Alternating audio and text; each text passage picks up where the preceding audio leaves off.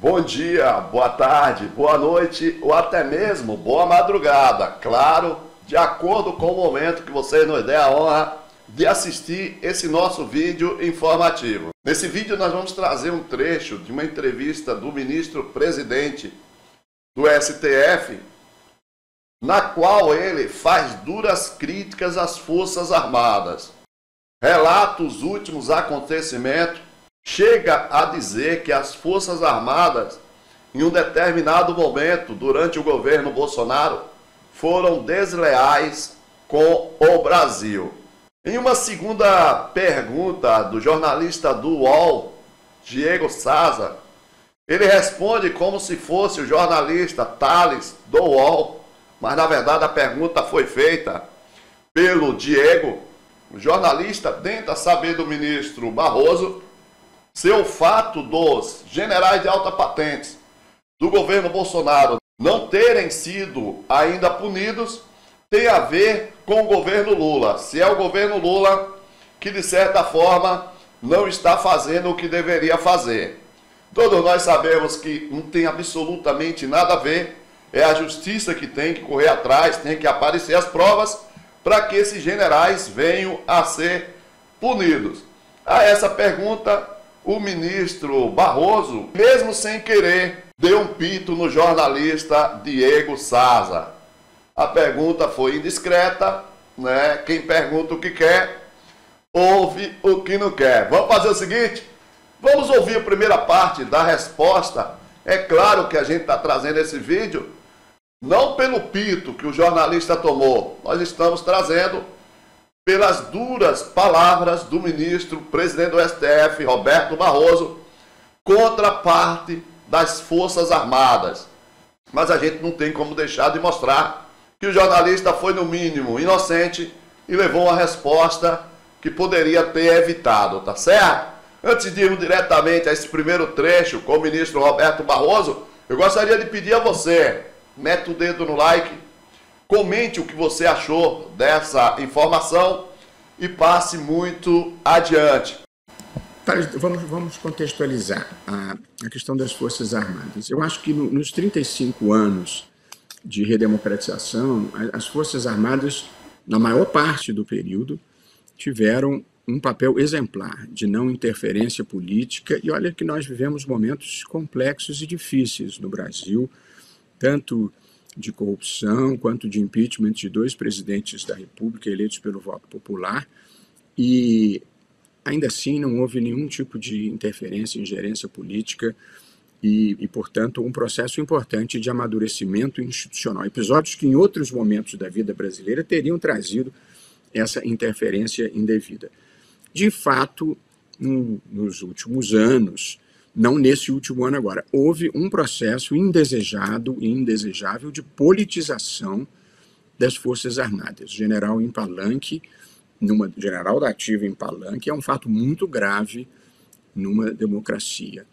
E, portanto, aconteceu um processo, sim, de politização indesejável, que culminou com uma certa tolerância em relação aos acampamentos na porta dos quartéis, como se aquilo fosse lisonjeiro, e uma participação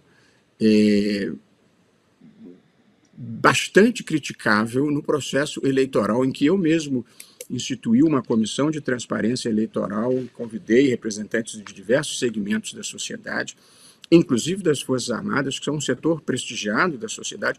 Todos colaboraram, o Congresso, o Ministério Público, a Polícia Federal, as instituições acadêmicas e, no entanto, as Forças Armadas, que foram chamadas para ajudar na segurança e para dar transparência, incentivadas pelas suas lideranças, ficaram criando desconfianças infundadas. Fizeram, infelizmente, um mau papel, e mesmo em reuniões que discutimos coisas internas, com um compromisso de reserva, foram vazadas, e a lealdade é um componente muito importante nas Forças Armadas. Portanto, houve ali um momento de desencontro institucional, infelizmente, é preciso reconhecer isso. Porém, acho que isso já foi remediado, é um passado que nós estamos virando a página, e acho que a liderança atual das Forças Armadas, tanto o ministro da Defesa como os comandantes militares, voltaram a ter o comportamento constitucional e que se espera das Forças Armadas de cumprimento da Constituição. As Forças Armadas num país como o Brasil têm um papel muito importante, tanto na defesa interna, quanto na ocupação de espaços físicos em algumas partes do Brasil, como instituições educacionais muito importantes, e tem um papel que vai se tornar crescente, na minha visão, que diz respeito à Amazônia. Há uma preocupação muito grande em alguns setores brasileiros com perda da soberania nacional, em razão da Amazônia. O risco lá não é de perda da soberania para outro país, não. O risco lá é de perda da soberania para o crime e para o crime organizado. Para o crime organizado e para o crime desorganizado. Ali está havendo uma ocupação, virou rota de tráfico internacional, de modo que há uma guerra brasileira se desenhando, que eu acho que é na Amazônia que nós vamos precisar ter a atuação das Forças Armadas, porque não é possível atuar na Amazônia sem o apoio logístico das Forças Armadas. De modo que eu acho que a vida já voltou ao normal e nós precisamos olhar para frente. A investigação está sendo feita e processo penal é prova.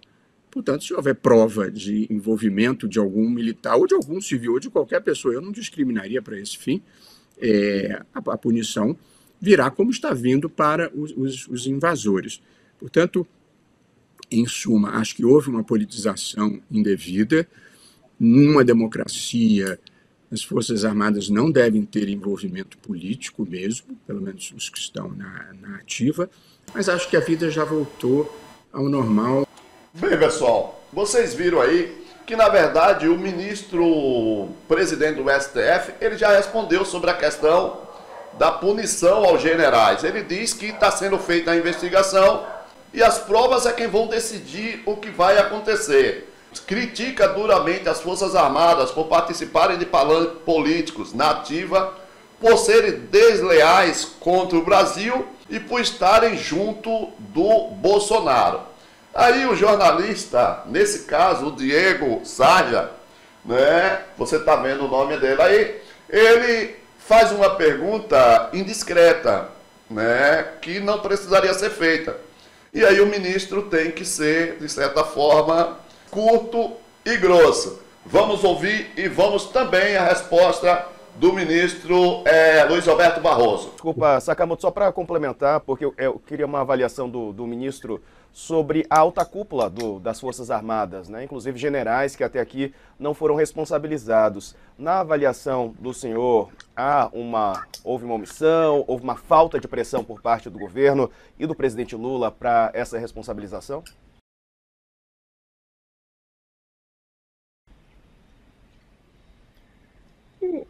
Thales, olha, as avaliações políticas não cabem a mim.